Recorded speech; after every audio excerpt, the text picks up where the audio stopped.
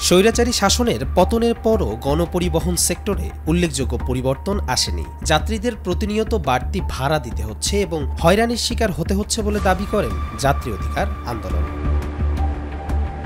বিবৃতিতে আন্দোলনের নেতারা বলেন, আগের মতোই পরিবহন খাতে মাফিয়াতন্ত্রের আধিপত্য চলছে এবং চাঁদাবাজি বন্ধ হয়নি। যদিও সরকারের পরিবর্তন হয়েছে, চাঁদাবাজদের মধ্যে শুধুমাত্র রাজনৈতিক দলের পরিবর্তন দেখা গেছে। তেলের দাম কমলেও গণপরিবহনের ভাড়া কমেনি, যা পরিবহন খাতে সরকারের ব্যর্থতা এবং মাফিয়াতন্ত্রের প্রভাবের প্রমাণ। তারা দাবি করছেন, গণপরিবহন খাতকে মাফিয়াতন্ত্রের হাত থেকে মুক্ত করে একটি জনবান্ধব পরিবহন ব্যবস্থা গড়ে তোলার জন্য অন্তর্বর্তীকালীন সরকারের জরুরি পদক্ষেপ নেওয়া প্রয়োজন। পাশাপাশি সড়ক পরিবহন আইনের সংস্কার ও পরিবহন সংশ্লিষ্ট কমিটিতে যাত্রীদের প্রতিনিধিত্ব নিশ্চিত করার দাবিও জানিয়েছেন।